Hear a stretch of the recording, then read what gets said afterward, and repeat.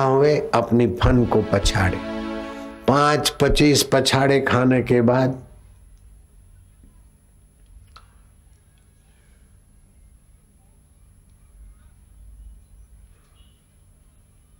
पांच 25 पछाड़ों के बाद क्या हुआ कि उसकी फन किसी पत्थर से टकराई और खून निकला और उसका जीव रूपी ज्योति निकला और देखते देखते देवता के रूप में प्रकट हो गया। राजा जनक का माथा सूंघा, उसको आशीर्वाद दिया,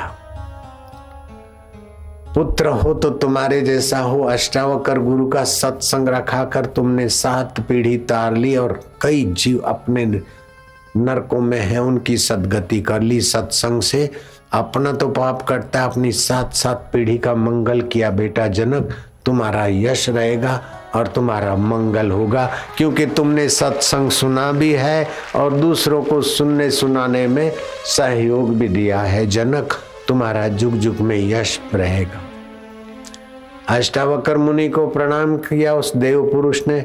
अष्टावक्र बोलते, मैं तो तुमको जानता हूं, लेकिन मेरे इतना सारे सत्संगी है, उनको तुम अपना कथा, अपना जो भूतकाल है, पास्ट है, वो सुना दो।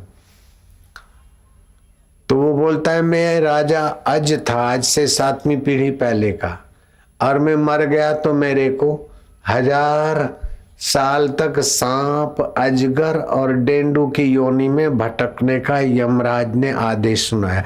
तो मैं कांप गया कि हाँ, मेरा मिथिला नरेश बिहार का राजा, और कहाँ मेरे को सांप बनना, मेढक के लिए भटकना, चूहा खा के जीना रह रे, माफ करो मेरे को।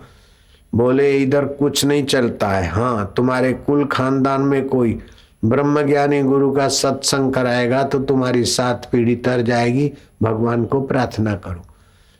तो मेरे को आश्चर्य हुआ कि कोई सत्संग करेगा, कराएगा, मेरा बेटा, बेटे का बेटा, बेटे का बेटा, उसका पोता, 7 पीढ़ियों में कोई सत्संग कराएगा तो तुम्हारी 7 पीढ़ियां तर जाएगी। मैं थोड़ी देर उस परमात्मा देव में शांत हो गया। मेरे को पता नहीं कि वो भी परमात्मा देव है। मैं चुप हो गया। मैंने यमराज को कहा कि अगर मेरे कुल खानदान में कोई सच्चे संत का सत्संग होवे, करे, करावे, सुने, सुनावे, तो सत्संग का माहौल देखने का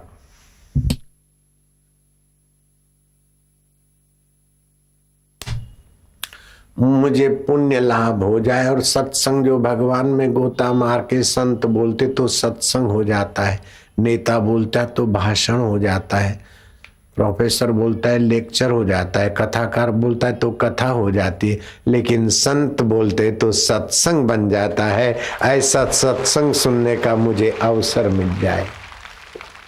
एक घड़ी आधी घड़ी, आधी में पुण्य आध, तुलसी संगत साधकी, हरे कोटि अपराध, सुख देवे दुख को हरे, करे पाप का अंत, कह कबीर वे कब मिले, परम स्नेही संत। जो परम देव से जिसका स्नेह है, ऐसा संत देखने को, सुनने को मिले तो मेरे को सांप योनि में हो फिर भी उधर कथा में जाने का आप वरदान दे दो। यमराज बोले, बाढ़म बाढ़म, बढ़िया है, बढ़िया, साधो साधो, तुम्हारी सीधी साधी मांग है। एवं अस्तु, ऐसा होगा। बाद में मेरे को गिरा दिया गया चंद्रमा के किरणों के द्वारा। मैं आकर अन्न जल आदि में स्थिर हुआ और फिर अजगर के पेट से अजगरी के शरीर में, और फिर मैं बच्चा बना और अजगर बन गया।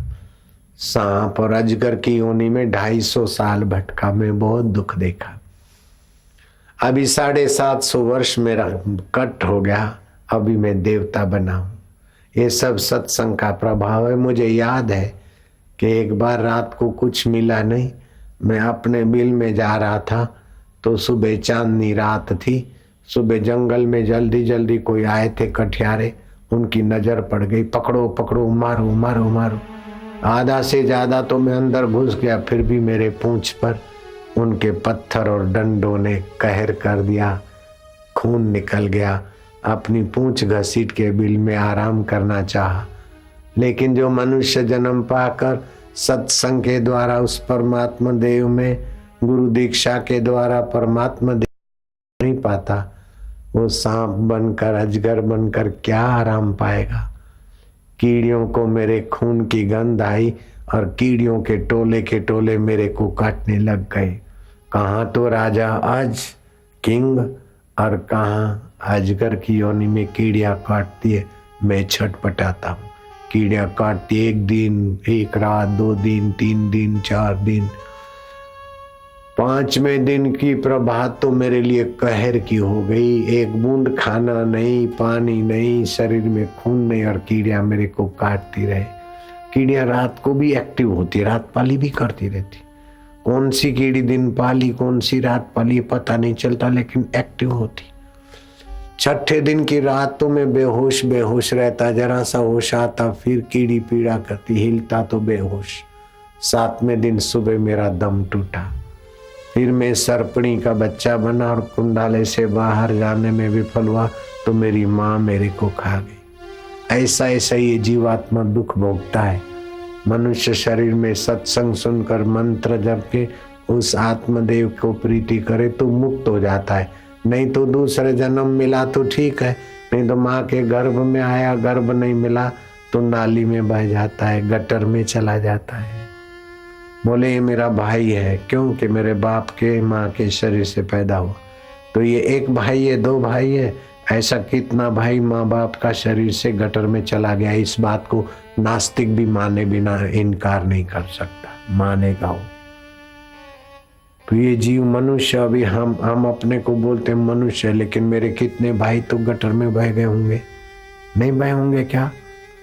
मेरा एक बेटा है, 2 बेटा, लेकिन मेरे कई बेटे नाली में चले गए।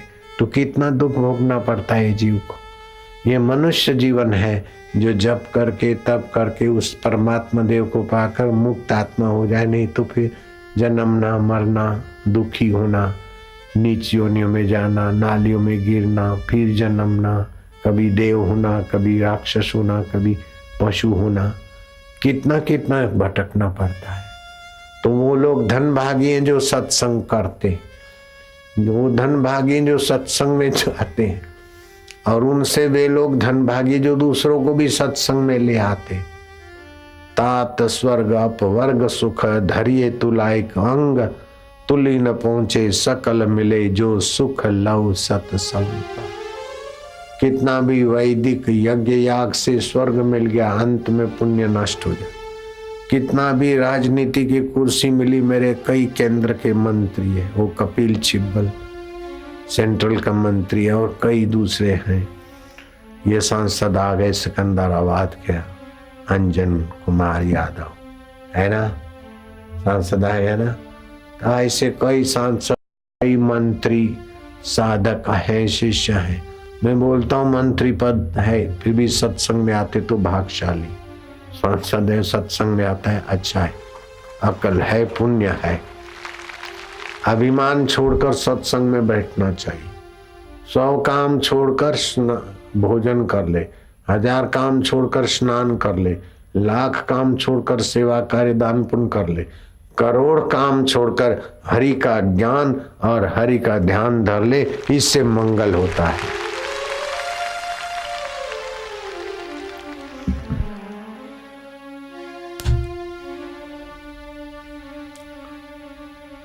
अभी मैं देवता के रूप में आया हूँ, मेरे बेटे जनक ने सत्संग करवाया। इतने में पुण्यशील और सुशील प्रकट हुए। बोले महाराज हम तो जीव को ऐसे ले जाते गुप्त, लेकिन तुम्हारा ब्रह्म ज्ञान का प्रभाव से हम नहीं ले जा सकते, इसलिए प्रकट होके आज्ञा लेते, आज्ञा दीजिए।